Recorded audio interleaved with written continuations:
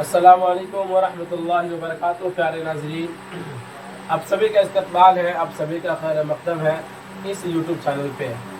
नाज़रीन किराम, हमने माक़बल वाले असबाक में हमने पढ़ाया था सुहैल अज़ीम आबादी की ज़िंदगी के बारे में।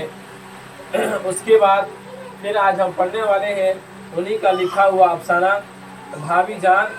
तो चलिए शुरू करने से पहले आपसे एक दरख्वास्त है कि अगर आप इस चैनल पर नए आए हो तो चैनल को सब्सक्राइब कर दें, शेयर कर दें और दूसरों तक शेयर कर दें ताकि हर वो बच्चा जो पढ़ना चाहता है इससे फ़ायदा हासिल कर सके। तो चलिए शुरू करते हैं। तो चलिए देखते हैं भाभी जान को क्या लिखा हुआ है। भाभी जान ये सुहैल अज़ीम आबादी का ये अफसाना है जो आपके निसाब के अंदर शामिल है। तो पढ़ते हैं इसको, बहुत अच्छी तरह से हम आपको पढ़ाएंगे, आप मेरे साथ बने रहिए। चलिए देखते हैं। जब रुकैया भाभी याद आती हो तो मेरा सर खुद ब खुद जज्बे एहतराम से झुक जाता है और ऐसा महसूस होता है कि जैसे उनकी ज़ात सरापा रोशनी है।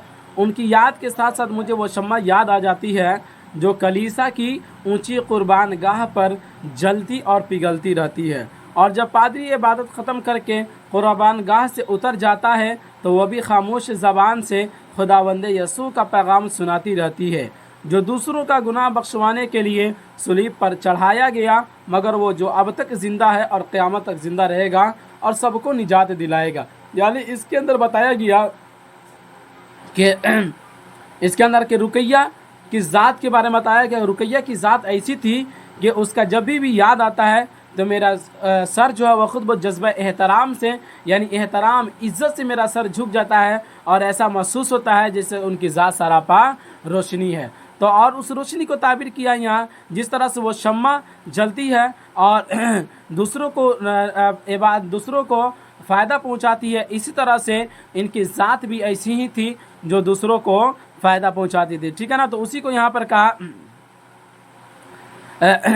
कि जब रुकैया भाभी याद आती है तो मेरा सर खुद ब खुद जज्बा एहतराम से झुक जाता है। ठीक है ना। चलिए अब आगे यहाँ से देखते हैं।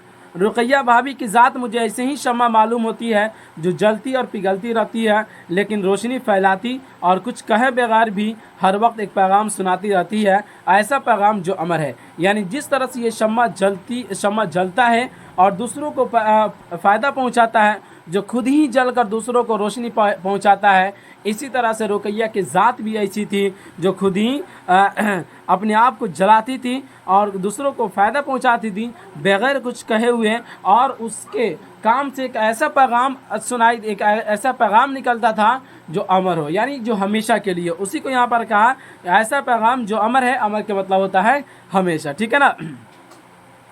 भाभी ने सुबह सवेरे आवाज़ दी, खैर तो शहजादे, घोड़े बेच कर सोए हो, चाय ठंडी हो रही है। यानी क्या करी है, भाभी ने कहा कि खैर तो शहजादे, घोड़े बेच कर सोए हो, चाय ठंडी हो रही है। भाभी की आवाज़ सुनकर मैं उठ बैठा। वह मुस्कुरा दी और बोली, भाई बात यह है कि ठंडी चाय मुझसे पी नहीं जाती और बच्चों को स्कूल भी भेजना है। ठीक है ना। यह इस तरह से बातें कही। फिर देखिए आगे क्या कहती है भाभी, यही तो आगे क्या बोलता है भाभी, यही तो मुसीबत है आपके साथ। सुबह हुई और उठाकर बैठा दिया। हम लोगों को भी आप तालिब इल्म समझती है। यानी क्या कर रहा है उसका देवर, ये उसके बयान कर रहा, आगे आएगा उसके देवर के बारे में। ये पूरी कहानी कौन बयान कर रहा है, उसके देवर अख्तर जिसका नाम है। वो कह रहा है कि भाभी अभी आपकी तो यही परेशानी है कि सुबह जैसे होती है आप हम लोगों को उठाकर बैठा देते हैं और आप ये समझती हैं कि हम लोग भी आपकी तालिब इल्म है, यानी स्टूडेंट है। ठीक है ना। चलिए आगे देखते हैं। भाभी बोली, तो आज तुम कौन बूढ़े हो चुके हो भाई, जल्दी उठो जल्दी उठो। भाभी ने हाथ पकड़ा और बिस्तर से खींच लिया। मैं ज़मीन पर खड़ा हो गया। वो हंसने लगी। मैं बोला, शुक्र है मैं आपका स्टूडेंट नहीं हुआ, बातें ना बनाओ, चाय ठंडी हो रही है, बच्चे बैठे हैं। यानी ये कि अख्तर बोला कि भाभी शुक्र, ये है खुदा का शुक्र है मेरे साथ कि मैं आपका स्टूडेंट नहीं रहा, आज मैं आपका स्टूडेंट नहीं हूँ तो आप मुझे बिस्तर से खींच कर नीचे उतार दिए। अगर मैं आपका स्टूडेंट रहता तो भला मेरे साथ क्या होता वो खुदा ही जानता। ठीक है ना। तो उसकी भाभी बोलती है कि बातें मत बनाओ, चाय ठंडी हो रही है, बच्चे बैठे हैं। चलिए आगे देखते हैं। लेकिन मुझे नींद आ रही है भाभी, रात भर नहीं सो सका हूँ, मैंने एहतजाज करते हुए कहा है। चाय के बाद दूसरी किस्त सो लेना। क्या कहती है कि पहले चाय पी लो उसके बाद फिर सो जाना। किस्त का लफ्ज़ सुनकर मैं हंस पड़ा और वो बोली, शायर होकर दाद नहीं देते, क्या लफ्ज़ मैंने इस्तेमाल किया, अगर नौअबान औद बाकी होते तो इस एक लफ्ज़ के इस्तेमाल पे एक जागीर तो ज़रूर बख्श देते। चलो भाई तुम ज़रा जल्दी करो, इतना ही सही। यानी क्या कहती है कि एक लफ्ज़ बोली रुकैया कि किस्त का लफ्ज़ बोली और कहती है कि भाई तुम शायर हो, शायर होने के बावजूद भी तुम मुझे दाद नहीं देते हो। तो अगर एक शायर का नाम यहाँ पर जिक्र किया कि नौअबान औद अगर बाकी होते तो इस लफ्ज़ पे क्या करते, एक जागीर लिख देते, मतलब यानी एक कट्ठा लिख देते। ठीक है ना। चलिए आगे देखते हैं। और भाभी खाने के कमरे में चली गई और जब थोड़ी देर में मैं मेज़ पर पहुंचा तो बच्चे चाय ख़त्म कर रहे थे। नन्ही रेहाना बोली, ये रेहाना कौन थी? ये रुकैया की छोटी बेटी थी। देखिए, चाचा जान हम लोग चाय ख़त्म कर चुके हैं, अब आप हमारी जूठी चाय पीजिए। यानी रेहाना क्या बोलती है कि चाचा जान हम लोग चाय ख़त्म कर चुके हैं, अब आप मेरी जूठी चाय पीजिए। स्कूल की लारी ने हॉर्न बजाया और बच्चियाँ ताली बजाती हुई बाहर चल दी। भाभी ने चाय ढालकर मेरी तरफ बढ़ाई और बोली, अगर तुम जवान इतनी देर सोते रहोगे तो क्या करोगे? यानी रुकैया कह रही है कि तुम लोग जवान हो, अगर इतनी देर सोओगे तो फिर क्या करोगे अपनी ज़िंदगी में? शेर कहूँगा। उसका अख्तर क्या बोला कि शेर कहूँगा और क्या करूँगा, यानी शेर के अलावा और क्या करूँगा, और कुछ नहीं। भाभी मानाखेज अंदाज से मुस्कुराई। मैं कुछ छिप सा गया।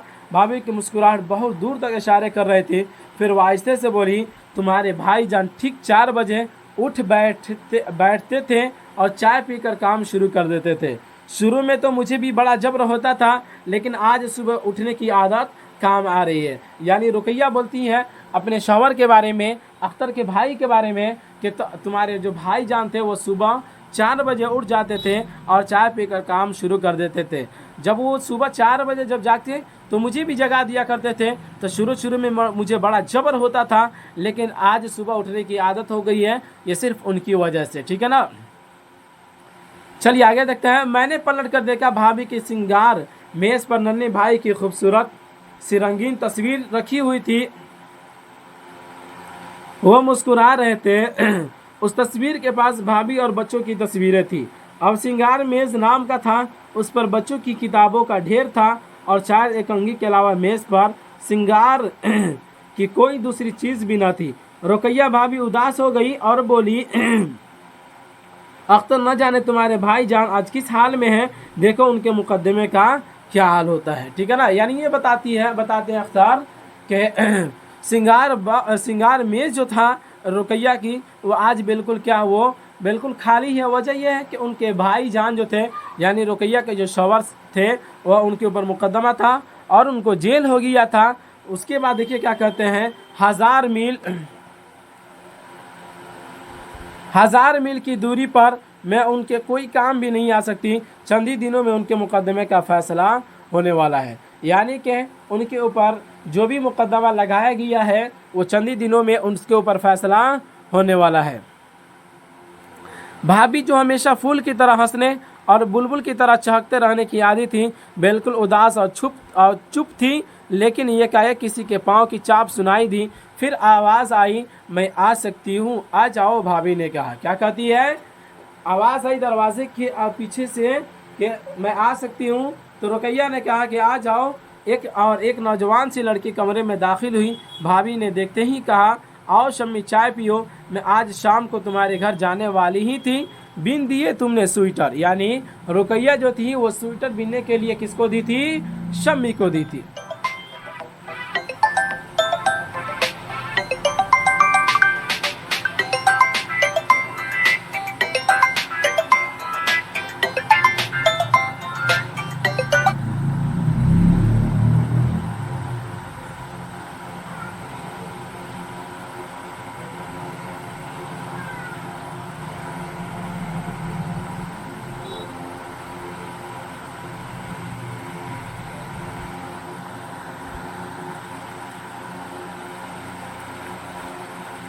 चलिए बीच में कॉल आ गया, तो आगे देखते हैं।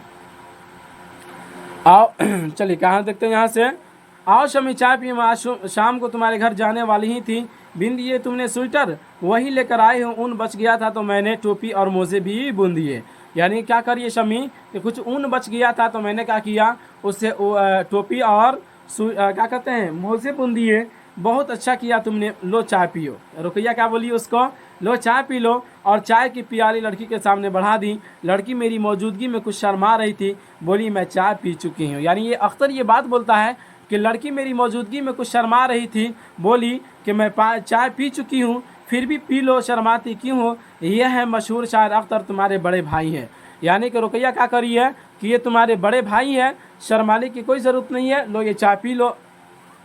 मैं नाश्ता ख़त्म कर चुका था, उठ खड़ा हुआ, भाभी मैं ज़रा शहर से हो आऊँ, जाओ मुझे भी ज़रा अस्पताल जाना है, चलो शम्मी तुम भी साथ। आगे देखते हैं। मैंने कमरे की खिड़की से भाभी को बंगले के अहाते से बाहर जाते देखा। उनके हाथ में दूध की वो बोतल थी जो बहुत देर से मेज़ पर रखी हुई थी। ये तो मुझे 2 दिन के बाद मालूम हुआ कि भाभी ने एक पुराने मुलाजिम की बेटी अस्पताल में है। 2 महीने पहले उसके शौहर का इंतकाल हो गया था और उसके बच्चा पैदा हुआ है, उसका कोई भी देखने वाला नहीं। भाभी खुद ही दोनों वक्त दूध की बोतल लेकर 2 फरलांग पैदल जाती और दूध पहुंचाती है। और स्वेटर और मोजे उसी बच्चे के लिए बनवाए थे क्योंकि सर्दी का मौसम शुरू हो रहा था और शम्मी उनके कॉलेज की एक गरीब तालिब इल्म थी जो सिर्फ उनकी मदद के सहारे पढ़ रही थी। यानी ये बताया इसके अंदर कि रुकैया जो थी वो रोज़ हमेशा वो क्या करती थी, एक बोतल के अंदर दूध लेकर बहुत दूर 2 फरलांग वो चलकर एक हॉस्पिटल में जाती और वहाँ पे एक बच्ची थी जिसकी माँ मर चुकी थी और हॉस्पिटल में थी, तो उसी को दूध पिलाने के लिए वो बोतल में भर कर लेके जाया करती थी। ठीक है ना। और जहाँ तक कि और एक और चीज़ इसके अंदर बताया कि शम्मी के बारे में कि शम्मी कौन थी, तो शम्मी जो है उनके कॉलेज की एक लड़की थी जो एक गरीब लड़की थी, क्या कहते हैं, जो सिर्फ उन्हीं की मदद से, यानी किसके मदद से, रुकैया की मदद से पढ़ा करती थी, उसी के मदद से, उसी के सहारे से ये पढ़ती थी। उसी के बारे में जिक्र किया कि जो एक गरीब शम्मी उनके कॉलेज की गरीब तालिब इल्म थी जो सिर्फ उनकी मदद के सहारे पढ़ रही थी। ठीक है ना। देखते हैं, ये सबक ऐसा है जहाँ से सवाल बहुत ज़्यादा बनाया जाता है। यानी कोई ऐसा एग्ज़ाम नहीं है जिसमें यहाँ से सवाल न बनाया जाए, यानी भाभी जान से न पूछा जाए। तो ये इसको पढ़िए और इसको बेहतरीन तरह से पढ़ना भी है और इसको रीडिंग भी करना है ताकि इसके अंदर की हर एक लफ्ज़ हमें याद हो जाए और इसके अंदर से जो भी सवाल एग्ज़ाम के अंदर पूछा जाए उसका जवाब हम आसानी से दे सके। तो चलिए आगे देखते हैं। भाभी से मेरी सिर्फ दूसरी या तीसरी मुलाकात थी, अलबत्ता ख़तों की दावत बहुत ज़्यादा थी, लेकिन 3 दिन साथ रह कर मालूम हुआ कि वह आदमी नहीं मशीन थी। सुबह उठकर काम शुरू कर देती। उनका ज़माना भी बिल्कुल बदल चुका था। यानी कि अख्तर बयान कर रहा है, अख्तर बता रहा है रुकैया के बारे में कि दूसरी या तीसरी मुलाकात थी और 2 दिन में तो साथ में रहा ही था। मुझे ऐसा मालूम होता था कि वो कोई आदमी नहीं है बल्कि क्या है, वो मशीन है। कि सुबह उठती है और काम शुरू कर देती है। और उनके ज़माने के बारे में बताया कि इनका ज़माना भी पहले से क्या हो चुका है, बदल चुका है। पहले जिस तरह से ये थी आज उस तरह से ये नहीं है। चलिए देखते हैं आगे। कभी 4-5 नौकर और मामाएँ होती थी, अब उनके पास सिर्फ एक नौकर था जो बाज़ार से सौदा लाता था और खाना भी पकाता था। यानी क्या कर रही है, बयान क्या कर रहा है कि एक ज़माना था कि उसके बाद 2-2, 3-3, 4-4 नौकर और मामाएँ काम किया करती थी। आज वक्त ऐसा आ चुका है कि उसके पास केवल एक नौकर है जो सिर्फ बाज़ार से सौदा लाता है और खाना भी पका देता है। ठीक है ना। चलिए आगे देखते हैं। फिर रुपयों की भी बड़ी तंगी थी। पहले वह हज़ारों रुपये माहवार अपने शौक़ पर खर्च कर दिया करती थी। अब 400 रुपये माहवार पर एक कॉलेज में लेक्चरर थी और 50 रुपये माहवार एक लड़की को पढ़ाने के लिए मिलते थे। ले देकर यही उनकी आमदनी थी। यानी कितने थे, 400 रुपये उनको कॉलेज से मिलता था और 50 रुपये एक लड़की को ट्यूशन पढ़ाने की थी, उसी से इनको क्या मिलता था, 50 रुपये मिलता था। ले दे के यही उसकी आमदनी थी और ख़र्च अपनी जगह पर, बल्कि कुछ ज़्यादा ही है। अपने और बच्चों का खर्च होता तो किसी तरह पूरा हो जाता, लेकिन वो भी बढ़ गया था। बच्चों और अपनी ज़रूरतों के अलावा एक मुस्तकिल रकम उन्हें हर महीना मज़दूरों और तालिब इल्मों की अंजुमनों को देना पड़ती थी। यानी वो रुकैया जो थी बच्चों के ऊपर जो पैसा खर्च करती ही थी, लेकिन उसके साथ साथ वो क्या करती थी, अंजुमनों और तालिब इल्मों को वो कुछ रुपया देती थी जिससे उनका क्या हो सके, तालिब इल्मों का कुछ काम चल सके और अंजुमनों के अंदर और बढ़ोतरी हो सके।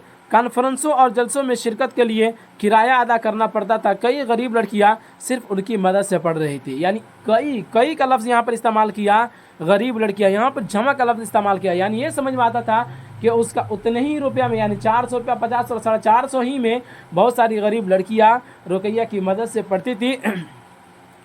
उसके बाद देखते हैं भाई जान की जब शादी रुकैया भाभी से हुई थी तो हम लोगों का आम ख्याल था कि यह शादी कामयाब नहीं हो सकती। एक तरफ भाई जान थे जिन्हें ऐसी सियासत से शौक था जो बार बार उन्हें जेल भिजवाया करती थी, और दूसरी तरफ भाभी जान थी जो नाजों की पाली थी। यानी क्या बताया कि भाई जान जो थे ना वो मुकद्दम सियासत वाले आदमी थे, उन्हें बार बार सियासत से तो शौक था और सियासत में लगे होने की वजह से उन्हें बार बार जेल जाना पड़ता था। और रुकैया जो थी वो नाजो नखरे से पली हुई एक लड़की थी और ऐसे माहौल में बढ़कर जवान हुई थी जिसमें वो अपनी ज़ात सब कुछ होती है।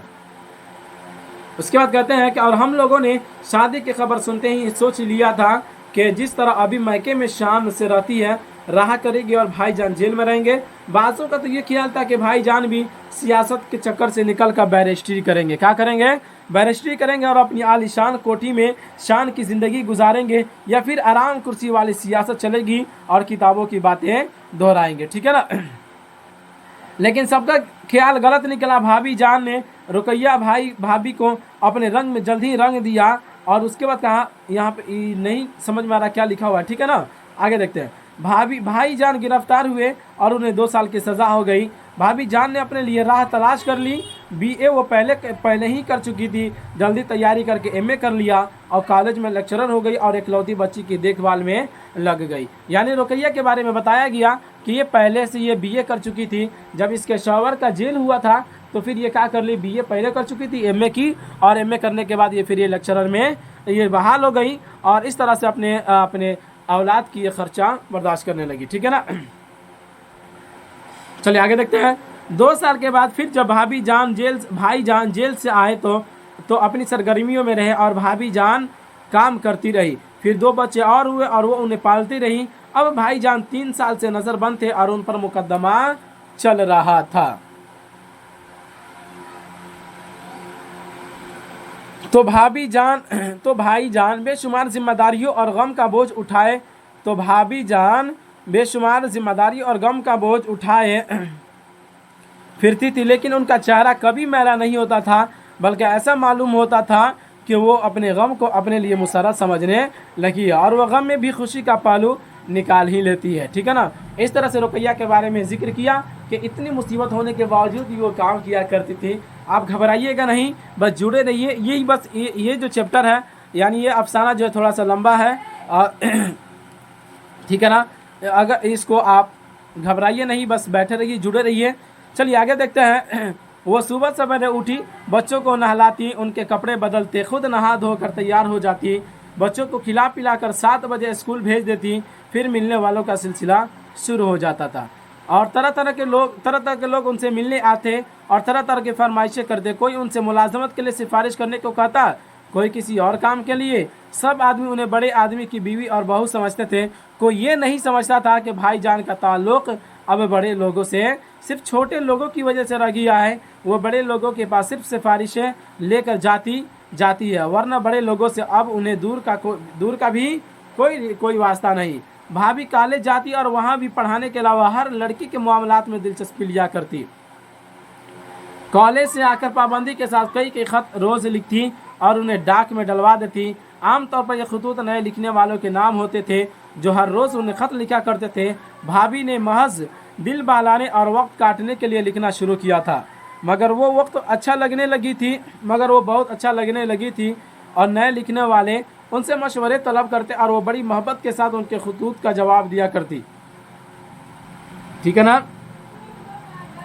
इस तरह नए लिखने वाले न तो गलत फहमियों का शिकार होकर बहक जाए और न उनकी दिल शिकनी हो। फिर वो शाम को एक जगह ट्यूशन पढ़ाने चली जाया करती थी। यानी इस तरह से इनकी रूटीन के बारे में बताया कि ये क्या काम करती थी। ठीक है ना। तो ये आपको जो पढ़ाया जा रहा है, मैं उम्मीद है हमें कि आपको इस तरह से समझ में ज़रूर आता होगा। चलिए आगे देखते हैं। यानी सुबह जागने के बाद से सोते वक्त काम आदमी का है मशीन मालूम होती थी। ये चीज़ तो आसानी से आदमी को समझ में आ जाना चाहिए। ठीक है ना। उनके ख़त लिखने के शौक़ से तंग आकर मैंने कहा, भाभी आपने क्या इल्लत पाल रखी है, कॉलेज में सर तो खपाती ही है, घर पर भी एक कॉलेज बना रखा है। कौन कह रहा है? अख्तर कह रहा है कि कॉलेज में तो आप तो सर अपना खपाती ही है, और यहाँ भी अपना एक तो कॉलेज खोल रखा है, घर पे भी आती है तो आप चैन से नहीं रहती है, आप जिस वक्त देखें हर वक्त अपना काम ही में लगी रहती है। भाभी बड़े बावकार अंदाज में मुस्कुराई और बोली, अख्तर इन नए लिखने वालों को कैसे भूल सकती हूँ, ये तो हमारे मुस्तकबिल की उम्मीदें हैं। अगर मैं इन पौधों पर रोज़ छिड़काव नहीं कर सकती, इनकी खिदमत नहीं कर सकती कि इनमें फूल लगे और सारा बाग महक उठे, तो कम से कम जो कुछ कर सकती हूँ वो तो करना चाहिए। यानी क्या कर रही है कि अगर मैं इनको रोज़ अगर अच्छी राह पे नहीं ला सकती तो मुझसे जो हो रहा वो तो मुझे करना चाहिए ना। आगे देखते हैं। इस जवाब के बाद कुछ और बोलने की गुंजाइश ही नहीं थी। मैं चुप हो रहा। एक दिन शाम के वक्त वही लड़की शमी उनके पास आई और वो बहुत उदास थी। वो कुछ कहना चाहती थी लेकिन फिर भी नहीं कह सकती थी। बार बार उसके होंठ कांप कर रह जाते थे और ऐसा मालूम होता था कि अब वो रो देगी। भाभी ने हस्बे आदत उसे बैठाया और बातें की। क्या कह रही है कि भाभी ने उसे क्या कर लिया, रुकैया को बैठाया और उससे बातें की और कही कि क्या बात है बोलो।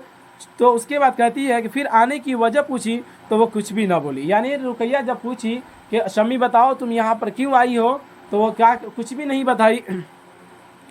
भाभी जितने इसरार के साथ पूछती मालूम होता कि उसके होंठ इतनी ही शिद्दत के साथ आपस में चिपकते जाते थे। यानी वो जितनी बार उसको कहती थी कि शमी बताओ तुम्हें क्या परेशानी है, तुम्हें क्या दिक्कत है, तुम यहाँ पे क्यों आई हो, तो इतनी ही शिद्दत से यानी इतनी ही ज़ोर से उसके होंठ जो है आपस में चिपकते जाते थे। उसके बाद बोलती है आखिर वो कुछ बोल न सकी तो भाभी ने उसे पकड़ा और सोने के कमरे में ले गई। यानी क्या करती है, जब वो कुछ भी नहीं बोली तो रुकैया ने उसे पकड़ा और अपने सोने के कमरे में ले गई और दरवाज़ा अंदर से बंद किया और पूछा कि क्या बात है। लेकिन शमी कुछ बताने के बदले रोने लगी और भाभी के चुप कराने पर भी रोती गई। और बड़ी देर के बाद भाभी के डांटने पर उसने बताया कि दूसरे ही दिन उसके भाई के एमए की फीस दाखिल करनी है। यानी कि जब रुकैया उसको अपने घर में लेकर गई, उसे पूछती कि बताओ क्या बात है, तो वो रोने लगी और ज़ोर से रोने लगी। लेकिन जब वो डांटी, उसे समझाया बुझाया तो वो बोली कि क्या कहती है कि दूसरे दिन उसके भाई के एमए की फ़ीस दाखिल करनी है और रुपये का इंतज़ाम नहीं हो सका है। यानी उसके पास रुपया नहीं हो सका है। अब वो इस बात पर शर्मिंदा थी कि भाभी उसके कॉलेज का खर्च देती है, अब वो भाई के लिए भी फ़ीस मांगे। क्या है, वो भाई के लिए भी फ़ीस मांगे। वो इस बात से शर्मिंदा थी, ठीक है ना। लेकिन दूसरा कोई और ऐसा हमदर्द भी न था जिसके सामने वो अपने दिल का बोझ हल्का करती, और वह सिर्फ अपने दिल का बोझ हल्का करने के लिए उनके पास आई थी। यानी शमी जो थी वो सिर्फ अपना दिल का बोझ हल्का करने के लिए उसके पास आई थी। शमी के पास और कोई ऐसा यार मददगार नहीं मिला जिसके पास वो जाती और जिससे वो अपना हाल दिल सुनाती और जो उसकी हाल दिल को सुनता, ठीक है ना। चलिए आगे देखते हैं। भाभी ने बड़ी मोहब्बत से शम्मी के गाल पर एक चपत लगाई और बोली, पगली इसमें रोने की क्या बात थी। क्या कहती है कि इसमें रोने की क्या बात थी, आखिर इसमें शर्माने की क्या बात है। हम लोग इसी तरह तो एक दूसरे से कहकर अपना दुख दर्द हल्का कर सकते हैं। यानी क्या कर रही है कि हम लोग इसी तरह से अपना दुख बांट कर अपना दुख क्या कर सकते हैं, हल्का कर सकते हैं। यह कहकर उन्होंने अलमारी खोली और छोटी छोटी सोने की 2 चूड़ियाँ लाकर शम्मी के हाथ पर रख कर बोली, ले जाओ, उसे बेचकर तुम्हारा भाई फीस अदा कर सकेगा। यानी क्या कहती है कि इसे ले जाओ, जिसे बेचकर तुम्हारा भाई अपने एमए का फीस अदा कर सकेगा। शमी शायद गिर जाती, लेकिन भाभी ने उसे संभाल लिया और उसकी पेशानी चूम ली और बोली, शमी सदा ऐसा ही ज़माना नहीं रहेगा, दिन बदलेंगे, जाओ सवेरे चली जाओ, फिर अंधेरा हो जाएगा। यानी रुकैया की ज़ात ऐसी थी यार कि हज़ारों मुसीबतें आने के बावजूद भी वो अटल थी और वो ऐसे लोगों को भी सहारा दिया करती थी जिनके कोई भी सहारा नहीं होते थे, ठीक है ना। आजकल तो मिलना बड़ी मुश्किल है। चलिए आगे देखते हैं। शम्मी चूड़ियों को लेकर चली गई। ये चूड़ियाँ वो थी जो 2 दिन पहले भाभी जान ने ननी रिहाना के लिए बड़ी मुश्किल से पैसे बचाकर बनवाई थी, जिसे रिहाना ने सिर्फ एक बार पहना था। यानी ये वो चूड़ियाँ थी जिसे रिहाना के लिए रुकैया ने बनवाया था, जिसे एक बार बस रिहाना पहनी थी। उस चूड़ियों को रुकैया ने उसे दे दी और बोली कि ले जाओ, इसे बेचकर अपने भाई के एमए की फीस दे देना, ठीक है ना। चूड़िया देकर भाभी जान बहुत खुश थी, जैसे उनके दिल से पहाड़ जैसा कोई बोझ उतर गया हो। यानी कि जब वो चूड़िया उसे दे दी तो उसे इतनी खुशी महसूस हुई कि ऐसा लग रहा कि उसके ऊपर कोई इतना पहाड़ कितना बराबर बोझ था, वो बोझ उसके सर से उतर गया। ठीक है ना। आगे देखते हैं। मैं 4 दिनों से उनके पास था और एक ज़रूरी काम के सिलसिले में उनसे मशवरा करने आया था, लेकिन उनकी मसरूफ़तें और परेशानियां देख कर ना मौका मिला और ना हिम्मत हो सकती, और मैंने सोच लिया कि मैं भाभी से बगैर कोई मशवरा किए और मदद मांगे वापस जाऊंगा। हालांकि मैं अच्छी तरह जानता था कि सिर्फ वही ऐसी आदमी थी जो इस सिलसिले में मेरी मदद कर सकती थी, लेकिन मैंने फैसला कर लिया कि उनसे हरगिज़ नहीं कहूँगा। यानी कि अख्तर ये कह रहा है कि मैं आया था कुछ काम के लिए, कुछ काम के सिलसिले में इनके पास आया था और कुछ मशवरा मुझे करना था। मुझे मालूम था कि रुकैया ही ये कैसी है जो मुझे इस काम के बारे में मदद कर सकती है, मुझे राह दिखा सकती है, लेकिन उनकी मसरूफियतें इतनी थी, मुझे देखकर मुझे मौका ना मिल सकता था कि मैं उनसे बात कर सके। ठीक है ना। चलिए आखिर में देखिए, आखिर भाभी ने खुद ही कहा कि तुम 4 दिनों से आए हो लेकिन कोई बात तक नहीं की। यानी क्या कर रही है रुकैया कि तुम 4 दिनों से यहाँ पर आए हो, कोई बात भी नहीं बोल रहे हो, क्या बात है। मैंने कह दिया मैं सिर्फ टहलने और आपसे मिलने आ गया था भाभी। फिर वो बोली और तुम्हारी शादी का क्या हुआ? सुना है तुम में और तुम्हारे घर वालों में शादी के मसले पर सख्त इख्तलाफ हो गया। यानी क्या करी है कि मैंने सुना है कि तुम में तुम्हारे घर वाले में शादी पर इख्तलाफ हो गया है। यानी अख्तर जो था ना वो एक लड़की से प्यार किया करता था, जो लड़की और उसी से वो शादी करना चाहता था। ठीक है ना। तो उसी के बारे में रुकैया पूछ रही है कि तुम जिससे शादी करना चाहते थे उसके बारे में क्या हुआ। तो अख्तर कह रहा है कि मैं जिससे शादी करना चाहता हूँ मेरे घर वाले उससे नाराज़ हैं, उससे इनकार कर रहे हैं कि तुम्हारी शादी उससे नहीं होगी। ठीक है ना। आगे देखिए क्या कहती है। जी हाँ, शादी करने का मतलब है या तो अम्मी के पसंद के मुताबिक एक अहमक लड़की से शादी कर लूँ या फिर चुप बैठा रहूँ। अख्तर कह रहा है कि मेरा यही था कि मेरे घर वाले की पसंद से अगर मैं शादी करता तो एक अहमक लड़की से, यानी एक बुर्बक लड़की से लड़की से शादी कर लेता, या मैं चुप बैठा रहता। ठीक है ना। और वो जमीला, तुम तो जमीला से शादी करना चाहते थे ना भाभी बोली, यानी रुकैया बोलती है कि तुम तो जमीला से शादी करना ना चाहते थे, अब भी चाहता हूँ, लेकिन अम्मी ने कह दिया कि जमीला इस घर में बहू बनकर दाखिल नहीं हो सकती। मैंने कहा, यानी अख्तर ने कहा रुकैया से कि मेरी माँ ने कह दिया कि जमीला जो है अब मेरे घर में बहू बनकर दाखिल नहीं हो सकती। ठीक है ना। ये तो बड़ा जुल्म है, ये रुकैया कहती है तो बड़ा जुल्म है तो लेकिन क्या किया जाए, बहुत से जुल्म बर्दाश्त करने पड़ते हैं। यानी कि अगर ये जुल्म है तो इस तरह से और भी बहुत सारे जुल्म ऐसे होते हैं जिसे बर्दाश्त किया करना पड़ता है।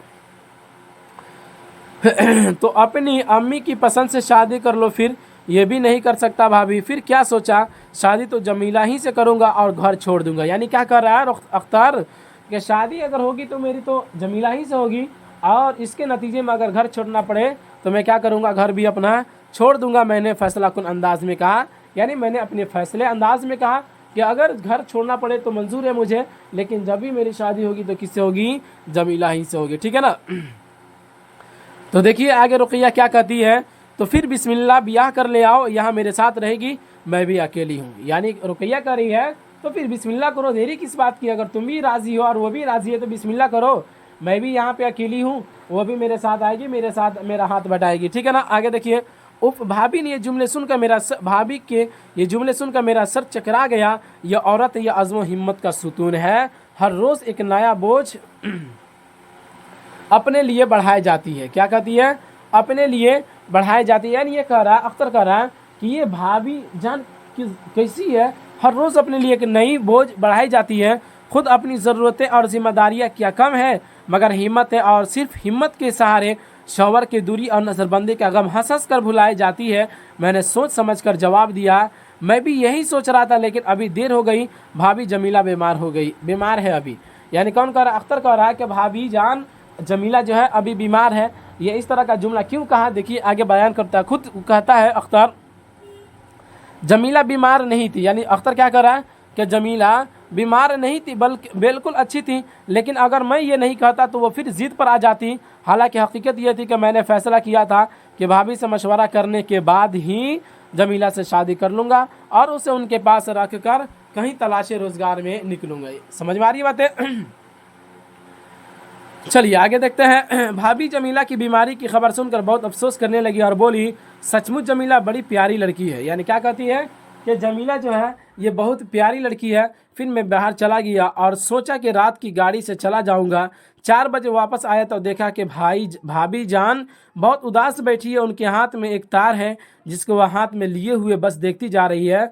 उनके चेहरे का रंग गोरा रंग बिल्कुल सांवला हुआ था। मैं चुपचाप उनके पास जाकर बैठ गया था और पूछा, तार कैसा है भाभी जान? यानी उसने कहा कि जब कुछ देर के बाद मैं उनके पास गया तो मैं क्या देखता हूँ कि रुकैया भाभी बहुत उदास बैठी और उसके हाथ में एक तार है जिसको हाथ में लिए, और उसका चेहरा जो था गोरा रंग जो चेहरा था बिल्कुल क्या हो गया था, सांवला हो गया था। ठीक है ना। उसके बाद देखिए आगे क्या कहती है। अख्तर बोला, भाभी जान ने तार मेरे हाथ में दे दिया और मेज पर सर रखकर फुट कर बच्चों की तरह रोने लगी। मैंने तार पड़ा। भाई जान को 4 साल की सजा हो गई थी। मैंने कुछ देर बाद बमुश्किल कहा कि भाभी जान सब्र कीजिए, अभी तो आपको ऐसे इम्तिहानों की मंजिल से और भी गुजरना बाकी है। यानी अख्तर ने क्या कहा कि भाभी आप सब्र कीजिए, आपको घबराने की ज़रूरत नहीं है। अगर इस तरह की मुसीबतें आई है तो यही मुसीबतें नहीं बल्कि इसके अलावा 1000 मुसीबतें और आएगी जिसे आपको पार करना पड़ेगा। ठीक है ना। और भाभी को जैसे सुकून आ गया, वो उठ बैठी और बोली, ठीक कहते हैं अख्तर, अगर मैं परेशान हुई तो बच्चे और परेशान होंगे। इतना कहकर वो उठी और मुंह हाथ धोने चली गई। जब वापस आई तो मालूम होता था कि बस एक लहर थी जो आई और गुजर गई। लेकिन हम लोग जितनी देर तक चाय पीते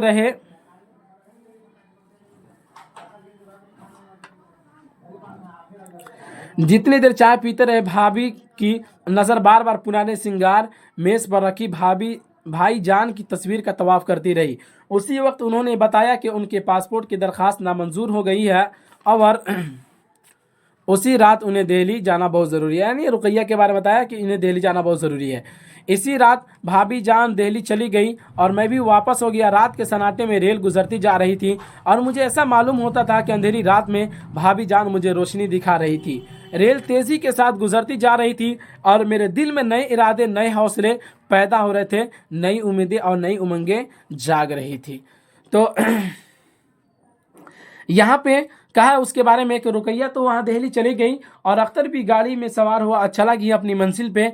और ये कह रहा था कि जिस तरह से रेल गुजर रही थी और रात के सन्नाटे में मुझे ऐसा मालूम हो रहा था कि रुकैया मुझे एक चिराग दिखा रही है, रोशनी दिखा रही है।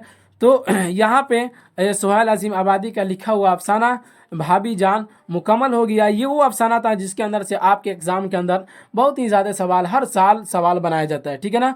तो आपको मैं उम्मीद करता हूँ कि ये आज का सबक आपको समझ में आया होगा। अब इससे आगे नेक्स्ट वाले वीडियो में हम इसका क्वेश्चन और आंसर लेकर आएंगे। इसी पर हम इख्तिताम करते हैं। इजाज़त दीजिए, मैं फिर चलता हूँ, फिर मिलेंगे नेक्स्ट वीडियो में। खुदा हाफिज़।